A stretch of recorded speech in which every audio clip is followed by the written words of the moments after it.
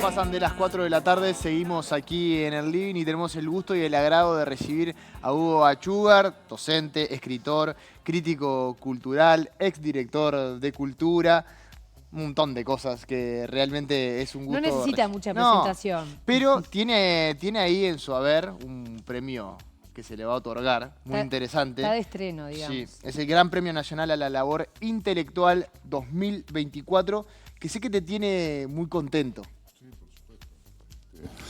Muy contento y casi abrumado, porque la gente que lo ganó antes es gente que yo respeto terriblemente, ¿no?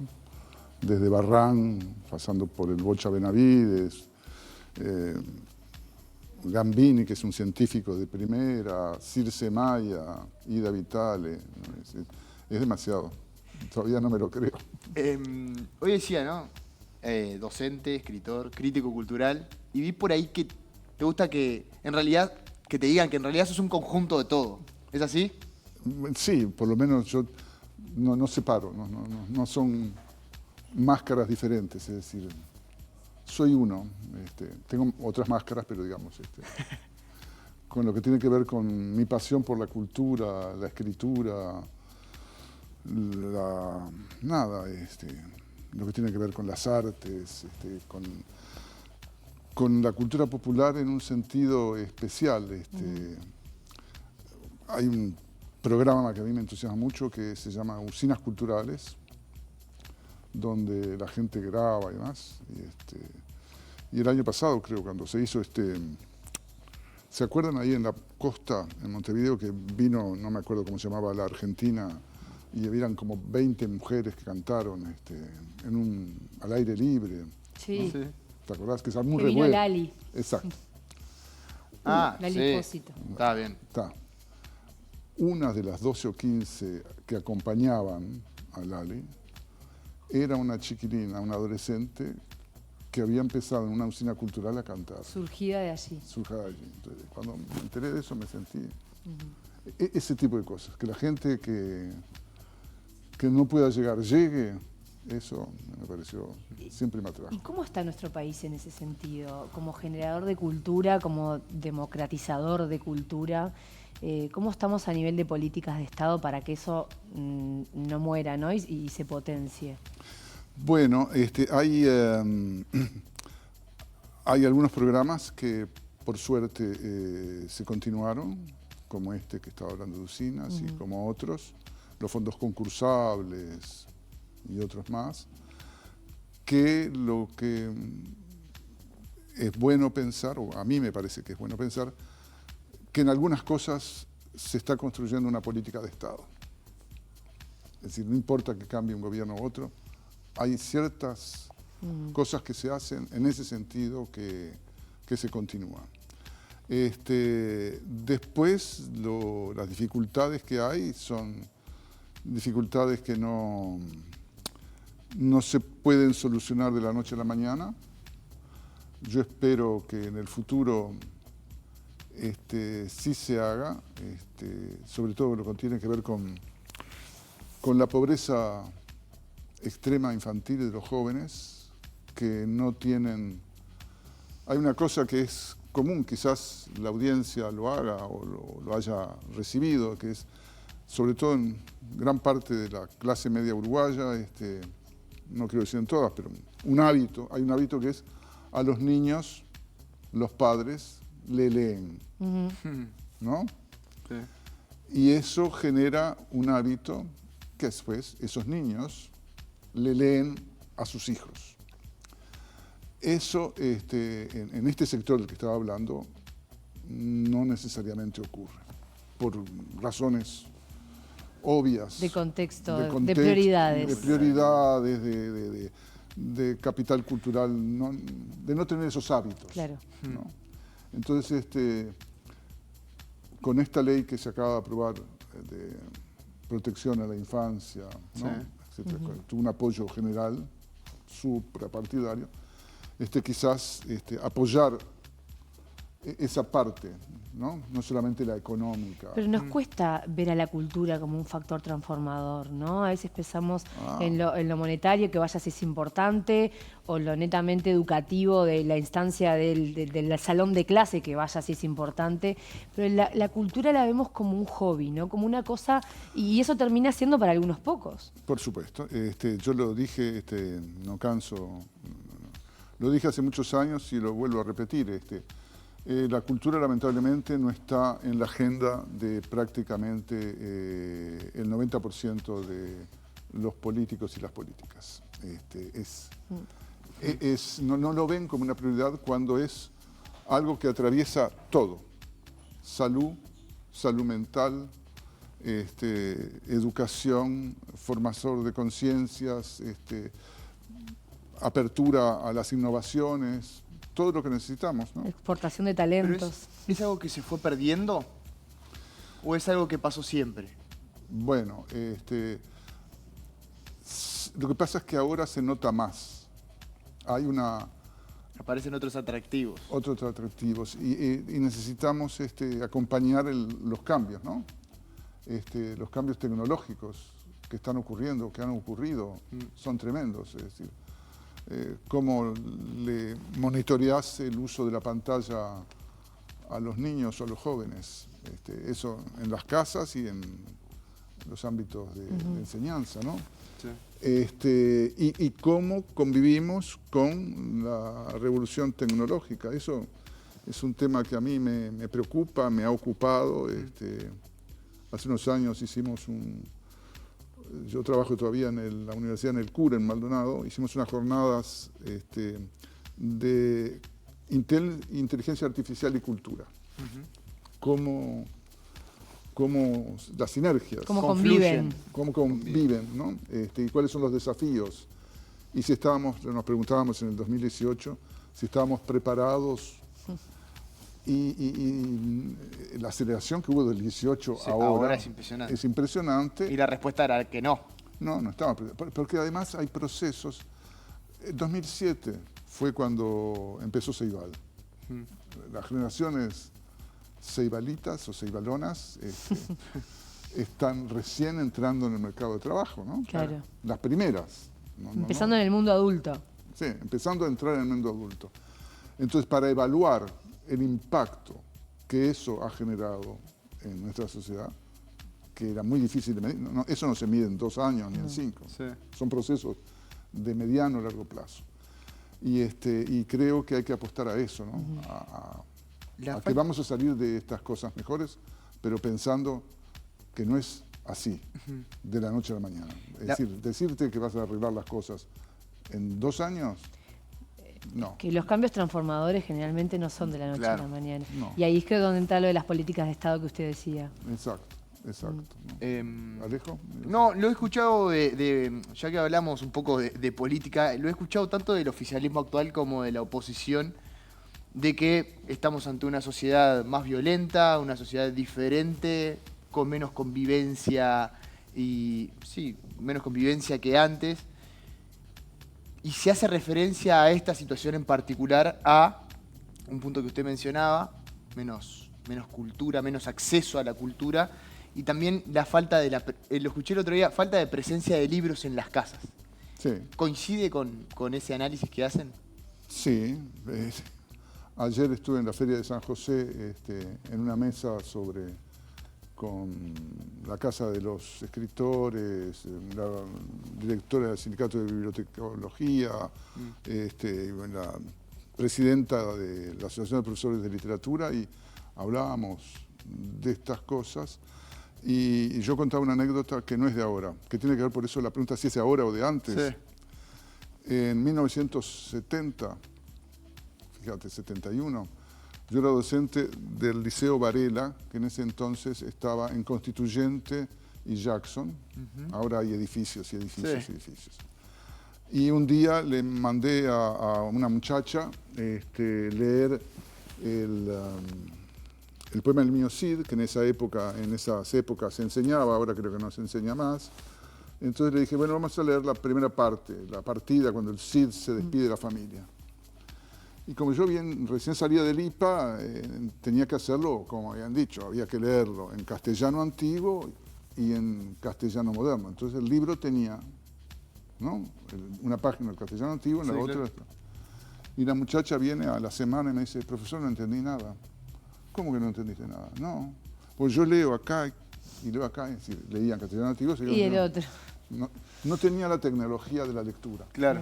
Y entonces le preguntó, ¿cuántos libros? No comprendía el sistema del libro. No tenía la tecnología de eso, de claro, la lectura del libro.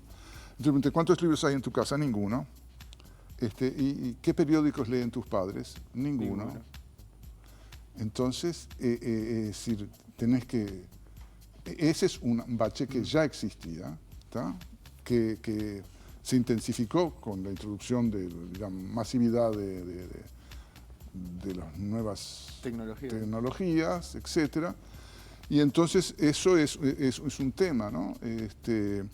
Pero la violencia, que es lo otro que me preguntabas. Sí. ¿¿Sabés qué creo yo?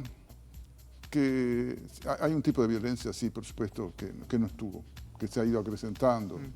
Ese problema es el gran nuevo. Sí. Pero yo creo que la violencia de género y doméstica existió desde hace más de un siglo. Lo que pasa que eso no se mencionaba, no se hablaba, era tabú. Era para dentro de casa. Era para dentro de casa. Además, si vos ves los estudios, la violencia doméstica básicamente es por la gente que está en la casa. Sí. No es solamente el asalto, ¿no? Y eso siempre estuvo. Los cambios culturales que ocurrieron es lo que permitió que las mujeres salieran a denunciarlo, las madres o lo que sea, o los hombres, no importa. Sí. Es decir, pero esa violencia siempre existió. Es decir, los asesinatos, el abuso sexual, pero además la violencia física, psicológica. Y la pregunta que yo me hacía cuando me fui al exilio, ¿de dónde salieron ¿de dónde salieron la gente que tortura en Uruguay? Era un vecino. No, era un vecino, pero me acuerdo, en el exilio vino Wilson Ferreira a dar un discurso y dijo, esta gente no existía en Uruguay. Es decir, no, existían. Claro. Existían y era el mismo que molía a palos a la mujer, a los hijos, ¿no? Que necesitó que alguien le abriera la puerta. Exacto. Es decir, el Uruguay es una sociedad violenta desde siempre. Es decir, hay un famoso libro, se llama La llanura purpúrea, que muestra la sangre inundando la pradera, la planicie ondulada, suavemente ondulada del Uruguay. Pasa que estaba oculto, no se hablaba, no se decía. Yo pensaba porque en la literatura muchas veces está expresada esa violencia. Muchas veces acá venimos hablando de obras de teatro donde se repasan los clásicos de Shakespeare. Por supuesto. Y uno ve que esa violencia siempre estuvo y que esos problemas siempre estuvieron y que hoy un libreto de Shakespeare está vigente. Sí. Y eso también creo que el hecho de no conocer la cultura, no conocer la literatura, implica desconocer también lo que ha pasado en la historia de la humanidad. O lo que pasó con las mujeres, ¿no? Fíjate, las mujeres que quemaban como brujas, porque se atrevían a hacer cosas que no estaban supuestas a hacer, ¿no? Y ahí aparece la discusión, por ejemplo, de qué se hacía con el águila del Graf Spee. Ahí tenés. ¿No? Que se puede hacer, si se quiere, una asimilación de utilizar un símbolo que representó maldad, que representó un montón de cosas nefastas, pero que si nosotros lo borramos, lo dejamos de ver, no podemos construir futuro, porque en definitiva... Ah, no, si no recordás... Si no está presente y te toca la fibra, eso que pasó... Por supuesto. Es decir, si no, la memoria es un tema que a mí me interesa mucho, el olvido y la memoria y todo ese tipo de cosas. Las barbaries de nuestros países están construidas en silenciamientos de los horrores y en el cultivo al olvido, ¿no? El decir, demos vuelta a la página. No, ya es suficiente, pero por favor, no voy a hablar de salsipuedes, que es un tema más que trillado, pero ¿por qué la figura esa de que también aprendimos en la escuela, o se aprendía en la escuela, ni vencedores ni vencidos, ¿no? Merced a los derrotados, no sé qué. Eso era excepcional. Las guerras civiles del 19 eran a degollar, ¿no? Y bueno, siguieron hasta bien empezado el siglo XX y después tuvimos en el XX la dictadura. ¿Y por qué nos cuesta ver ese dolor? Nos cuesta ver porque primero porque no se enseñaba, no se hablaba, y porque hay distintos modos de contar la historia. El último libro mío justamente tiene que ver con eso, en cómo se cuenta, cómo armás el relato y qué te olvidás para contar la historia que querés contar. Porque si contás todas las historias al mismo tiempo, es imposible que tengamos un país o una sociedad que esté de acuerdo con todo. Claro, ¿no? Una conclusión única. Claro, porque si lo cuentan las mujeres, lo cuentan los afros, lo cuentan los sin techo, los cuentan los homosexuales, los cuentan los millonarios, los cuentan los trabajadores súper explotados, etcétera, los inmigrantes. Lo que pasa es que cada uno mira la vida desde su balcón, ¿no? Exacto. Y entonces, pero es muy difícil armar un relato. Armar un relato. No hay uno, son múltiples. Y la pelea es por eso. ¿Por cuál pondera, digamos? El que te convence, el que te atrae, el que te logra seducir, ¿no? O el que sirve. Claro. O el que sirve... Para algunos relatos. Para algunos relatos, claro. Por supuesto. No sé, a veces estos temas a mí me ocupan. No, iba a consultarte, nosotros somos personas jóvenes y no sé si le pasa a Alejo, yo soy un poquito más grande que él, pero solo un poquito. Solo un poquito. Yo me reconozco que tengo mucha ansiedad de futuro porque me miro a mí y miro a las próximas generaciones, a la gente más joven, y realmente vivimos en un mundo de absolutas incertidumbres en nuestro país, pero en el mundo entero. Una arena movediza entre una generación que fue criada por personas sin mirada feminista, pero que empezamos a tenerla, la llegada de la tecnología, pero todavía una educación que no está preparada para adquirir estas nuevas diálogos y formarnos para eso, nuevas maneras de vincularnos, de entender la familia, ¿no? Es como que fuimos criados por una generación que no tiene estas temáticas en su haber, claro, pero que sí empezamos a vivirlas porque son nuestro presente. ¿Cómo hacemos para convivir con esas dos miradas, muchas veces hasta antagónicas? ¿Cómo hacen para sobrevivir estas generaciones que tienen que tomar decisiones? Vos sabés que, muy curioso, pero una nieta que acaba de... Tengo nietas que se reciben en la universidad. Se recibió de socióloga hace 2 meses y el tema de su tesis fue que estudió chicos jóvenes de entre 15 y 19 años de distintas procedencias económicas, sociales, etcétera, etcétera. Y la pregunta era, ¿qué piensa usted del futuro? Y lo que ellos veían era la angustia por ese futuro, de diferentes modos, ¿no? Todos coincidían que una vía de solución estaba en la educación, más un sector que otro, etcétera. Pero claro, lo que tú vivís como incertidumbre y ansiedad o angustia es la que yo tengo pensando en mis nietos, ¿no? Es decir, en el futuro que de 10 o 20 años, ayer leía, salió un señor a decir, uno de estos que están investigando, que en 15 años no vas a distinguir un ser humano de un humanoide, que va a ser imposible. ¿Y la segunda pregunta era, ¿cómo podemos construir desde la educación con toda esta... con este camino que no está trazado? Bueno, con la educación sucede que además exige un trabajo, no es solo desde las autoridades, es desde los propios educadores, porque es muy difícil hoy en día convivir como estamos conviviendo con educadores que se formaron con valores de antes y educadores que se están formando con estos valores. Claro. Lo que vos describiste. La nueva y la vieja escuela. La nueva y la vieja escuela.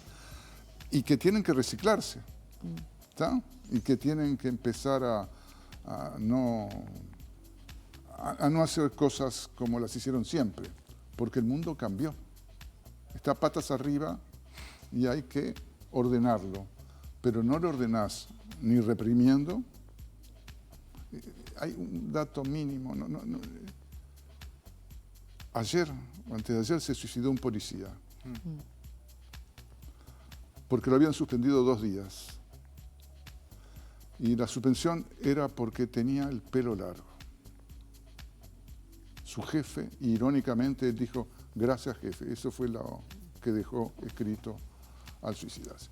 Esto de la resistencia a ver, hay gente que no soporta el tatuaje, los hombres y las mujeres tatuadas, ¿está? Pero es algo vino y se instaló. No podés no verlo, no podés descartarlo, ni cancelarlo. Pero el pelo largo, el pelo corto, eso es de hace 60 años, hace 50 años, ¿no? Tiene que ver, perdón, yo soy muy casuístico, pero son ilustraciones de... No, claro. No, tal cual. Es esa convivencia entre las nuevas y las viejas generaciones. Igual ser joven a veces no te asegura no tener esas cosas. No, claro. ¿No? Incluso Porque a veces que hoy está al revés. Que a veces si te metes en un discurso que no es el que forma parte de El mainstream. no casarte, no tener hijos, con una realidad de la juventud que hoy es distinta de la anterior, muchas veces sos juzgado y te preguntan, bueno, por ejemplo, a mí me pasa personalmente que me casé con 25 años y mucha gente me dice, pero ¿cómo te vas a casar con 25 años? Yo me casé con 23. Pero Forma fui el primero de parte mi quizá generación. de una lógica que antes era más común, primaba, y ahora cambió, se dio vuelta. Y entonces ahí es cuando yo me empiezo a preguntar respecto a las voces que son silenciadas en determinadas etapas de la historia de la humanidad.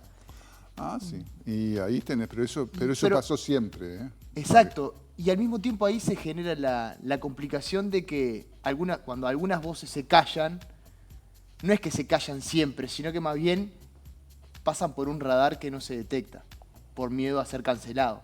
Por supuesto. La Y ahí palabra no- quiero no- usar, el cancelación. problema no es un poco mayor ahí, porque en definitiva quizá después emerge una cantidad de gente que tiene una opinión, una voz diferente y ante el cansancio de la población de un discurso que se mantiene puede tener una complicación mayor, como pasa por ejemplo en Europa, donde hoy la derecha con un discurso totalmente antipático para lo que es el discurso habitual tiene una preponderancia importantísima y tiene un Milei, apoyo. por ejemplo. Javier Milei. Sí, pero es cierto, hay una intensificación de eso.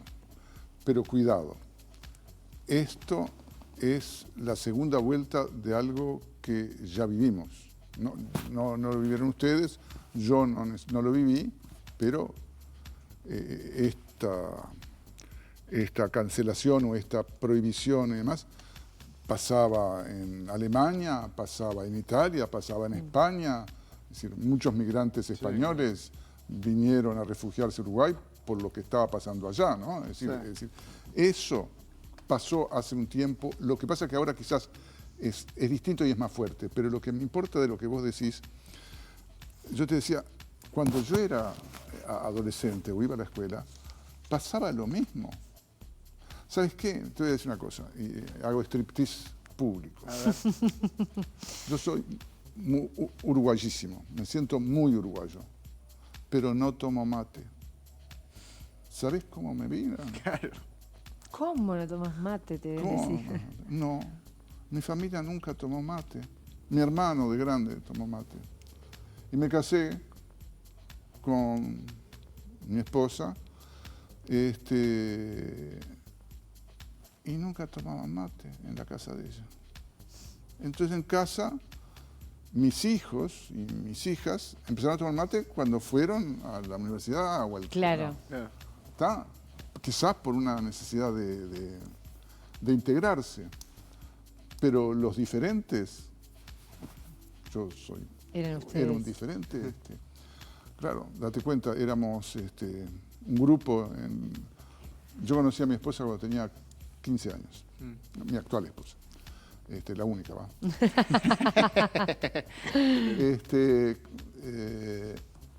Y hacíamos teatro, nos gustaba el teatro, íbamos al cine todo el tiempo y éramos un grupo de 5 o 6 que éramos así.